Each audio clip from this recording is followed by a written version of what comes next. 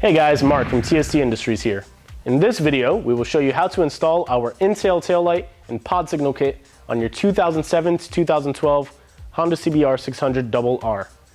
These taillights are available in a choice of clear or a smoke lens.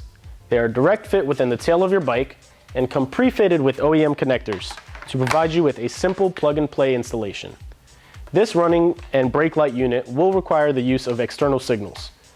For this reason, we offer our simple to install and plug and play RR pod signal kit.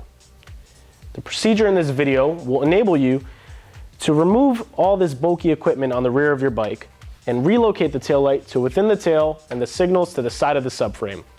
Now we will have Bart show you the installation steps. So in the first steps, we'll be removing the seats, starting with the passenger seat or rear seat cowl.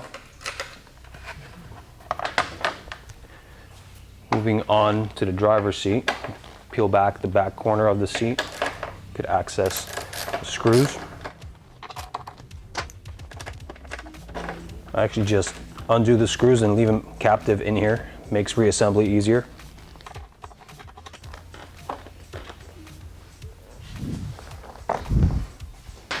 And now we can start removing the tail fairing. The removal of the tail fairing is done by undoing these 4 fasteners.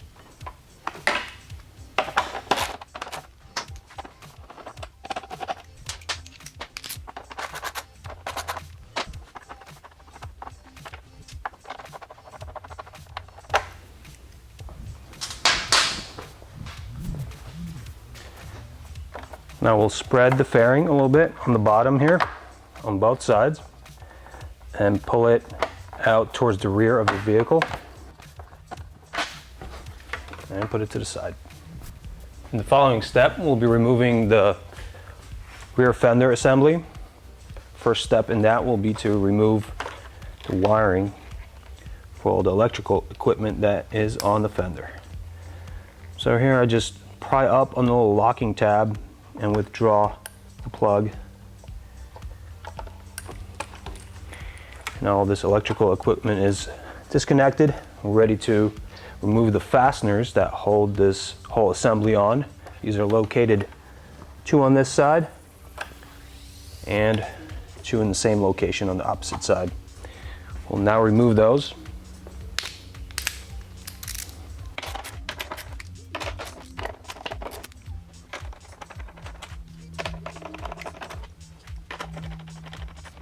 When I get to the last one, I like to support the fender assembly from the bottom so it doesn't just drop.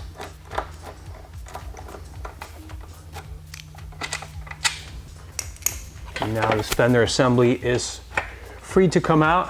You need to pull it backwards here towards the rear of the vehicle so you can clear these clips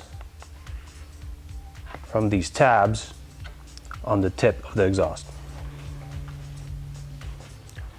Now we will need to remove the exhaust tip from the exhaust.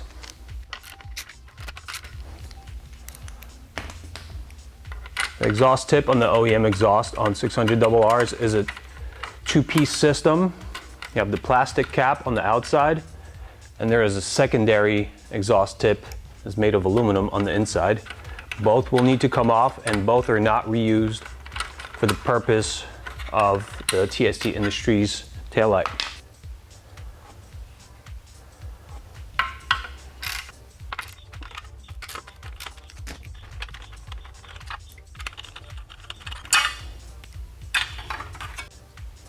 In this following step, we'll be removing the exhaust fasteners. Have 1 on either side of the rear of the exhaust, here and here, and an additional one that gets screwed in to a mount on the mid pipe. It's located in here.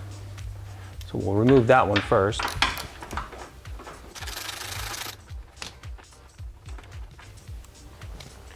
And we can move on to the rear.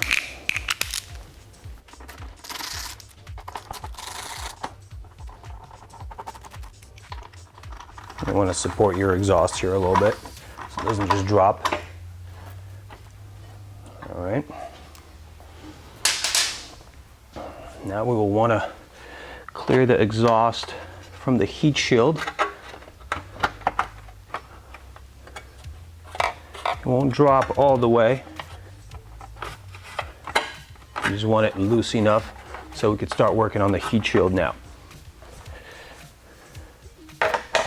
We'll need to remove the top heat shield boss from the subtray.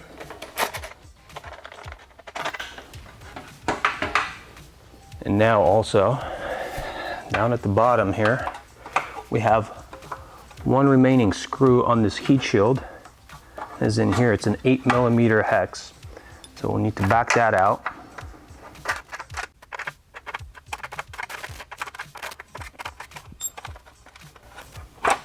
Now we will remove the main heat shield off the exhaust. We can manipulate the exhaust and the heat shield until we get that heat shield to clear. We'll remove this heat shield. This will not be reused. Now what we want to do is mount up the lowering links from the optional TST Industries exhaust lowering kit. We will use one of the factory bolts that held the exhaust in the rear here. Put one of the lowering links through the bolt, and using the hardware provided in the kit, we will fasten it to the subframe. Important thing to note, you need to use the nut in this direction with the locking feature towards the flat surface of the washer here. So at this point, we will just hand tighten this assembly, leaving ourselves a little bit of adjustability here.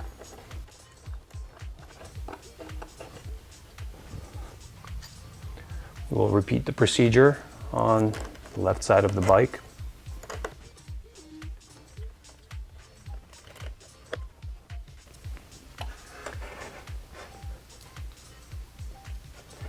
And now we can align the exhaust mounting bosses with our lowering links and start threading in the exhaust screws that will hold the exhaust to them.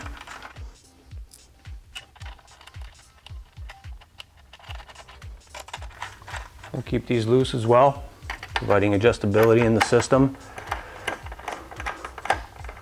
Like I said, this is an adjustable lowering kit. You could vary the exhaust height to your liking. We'll tighten this up after we mount the tail light on the bike.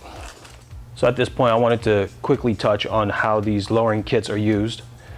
TST Industries provides a 2-link kit and a 3-link kit.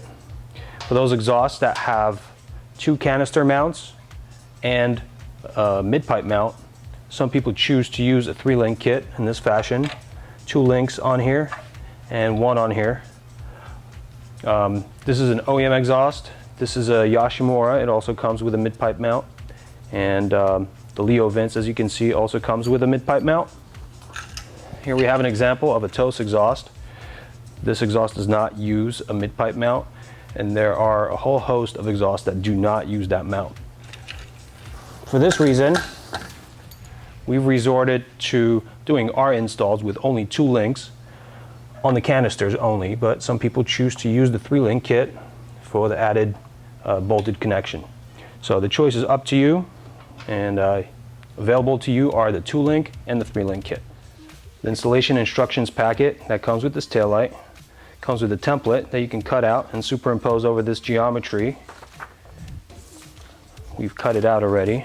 We'll superimpose it here. So you'll need to cut out this little hole, and that aligns with the slot for the mounting boss of the OEM heat shield. And then this cutout here clears this geometry, so it's really easy to locate here and gives you a clear idea of where you're going to cut. I'm going to use a little bit of painter's tape to fix it in place.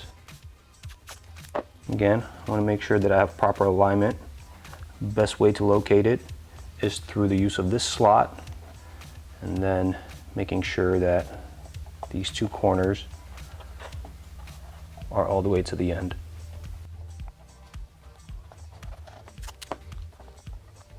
Now that I have it placed properly, I will use a paint marker here to mark where I'm going to cut.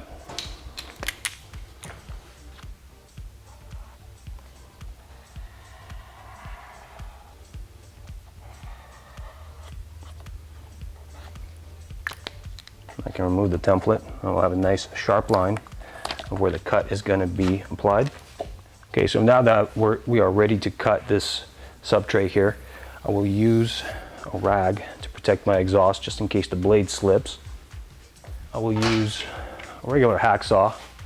This cut can be done in many ways. I prefer the hacksaw.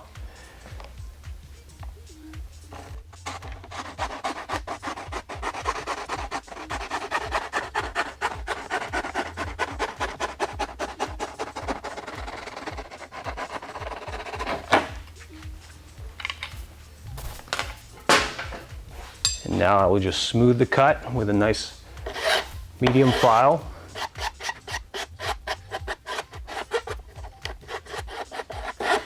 So a nice neat job on smoothing this cut will yield a really nice professional looking installation. And I think I'm happy with that. We can proceed to the next step. Now we will begin mounting the pod signal kit on the subframe of the bike. We'll start by installing one of the links onto the subframe with the provided hardware. Once again, we'll keep it a little loose for now so that we have some adjustability. We'll back off the nut, off the signal, feed the wires through the link, and put the nut on in this fashion. Flange on first. Once again, we leave it a little loose here, just finger tight, providing adjustability. Now we will plug in the harness converters. These harness converters make these signals plug and play. They have bullet connectors with the same color code as the signal on one side and OEM connectors on the other. So we'll just use the color code, yellow to yellow, black to black. And we will run the wire over and plug it in to test it. The right side on this bike is blue. We'll test it out. We have power. Now we will do this procedure on the left side of the bike.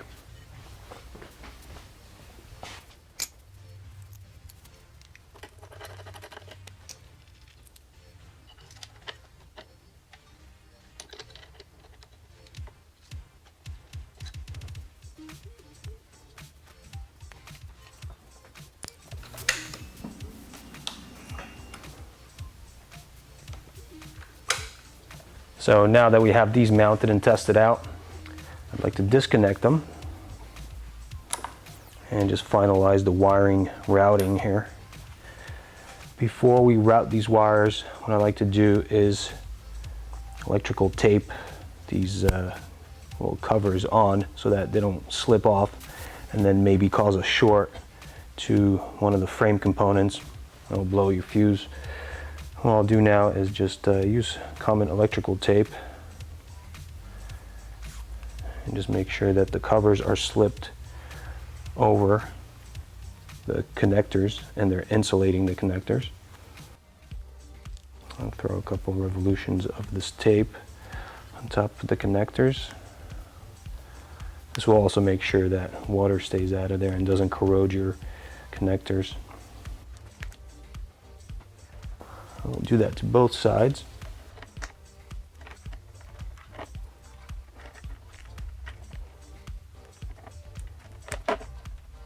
Okay, so now we're ready to route these wires. The left one's really easy. It just goes up behind the link and up over into the trunk compartment here. Gets plugged into the orange connector. And we will neaten it up later. When we put the tail on, it'll just get tucked behind here. The right one is just a little bit more problematic. We'll need to pass it around the link to the rear of the link, pass it up and over here over this component of the subframe, and over on the left side of the subframe, we can lift up on the subtray little divot in the subframe here. We could tuck it in there and that'll hold it in place. If you're concerned about this popping out, you can also throw a couple zip ties on this on either side of the subframe here. But I believe this is good enough here. And now I will plug in the right side, which is blue. And now we're ready to plug in the taillight and put it in the tail and install the tail on the bike. So the taillight just pops right into the tail, and all the mounting geometry lines up with OEM geometry. So we will put the tail on top of the subframe here. We'll plug in the taillight. Anytime I make a connection, I like to test what I just plugged in. We have running light, we have brake light. All right, so now I will place this whole assembly on top here just to get an idea of the alignment of where everything mounts in relation to each other. And I will now adjust where my signals are hanging.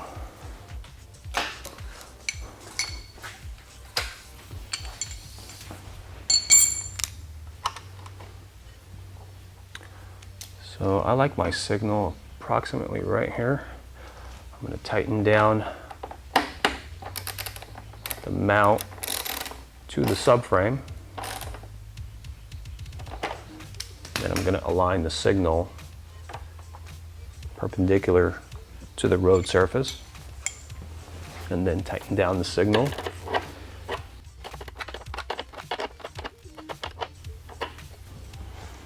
Move over to the left side. Basically repeat the procedure on the left side here. I'm going to try to align this bracket in the same exact configuration as the right side. And same with the signal.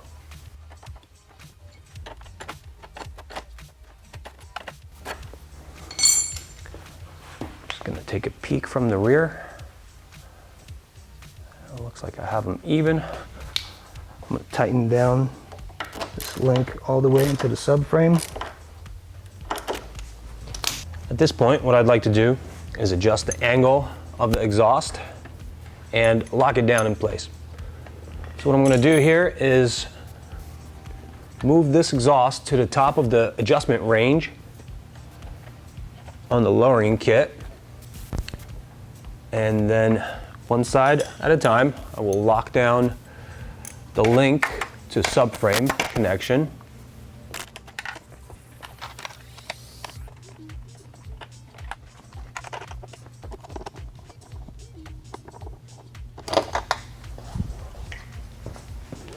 And now I will push the exhaust itself up as far as it'll go in the links protruding from the subframe that I just locked down. And I will lock down those bolted connections.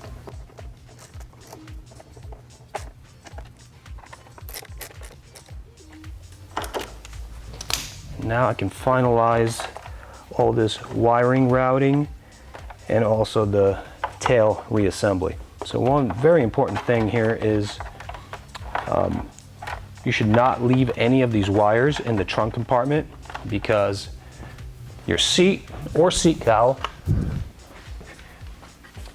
attaches right here, and it has standoffs that put pressure right here. So in the case that you may have your wiring running through here, it'll grind through this and cause a short at some point. So what we want to do is make sure that all the wiring routes outside of this compartment within the tail, just like that. Now we will align the tail so we can pop it back on and spread the bottom until it pops on here. Make sure all the mounts are aligned, and go over the wiring one more time making sure that everything is tucked in and pulled all the way in. Just like that. And now we could replace the fasteners on the tail.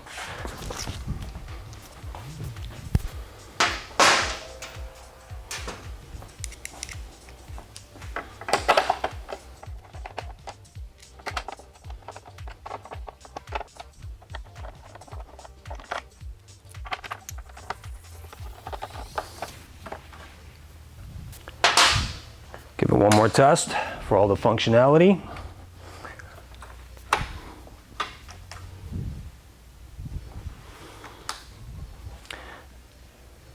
As you can see, these signals are flashing just a little bit fast. TST Industries sells a LED flasher relay that relieves that condition. It plugs right in into the OEM location, which is right here behind the battery. This is your OEM relay. The TST Industries relay just replaces that. And it's a plug and play unit, installs in about a minute and a half. It's a good idea to have that if you want to slow down the flash rate. If this doesn't bother you, you can just leave it. It will not harm any of the components. At this point, we will reinstall the seats.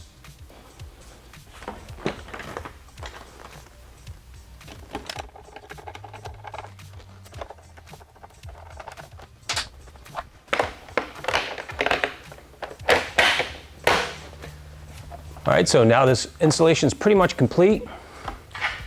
We do not recommend reinstalling your OEM exhaust cap. If you're still using an OEM exhaust, we recommend replacing the cap with a carbon fiber TST unit. If you're using an aftermarket exhaust, you won't have this problem. One other thing worth noting is that since you've eliminated this whole fender assembly, now you do not have a place to mount your license plate. TST Industries does offer an undertail fender eliminator bracket that mounts right here. That can be found at our website, and the video for the installation of that part can be found on our channel. So this bike is ready to go and you're ready to ride.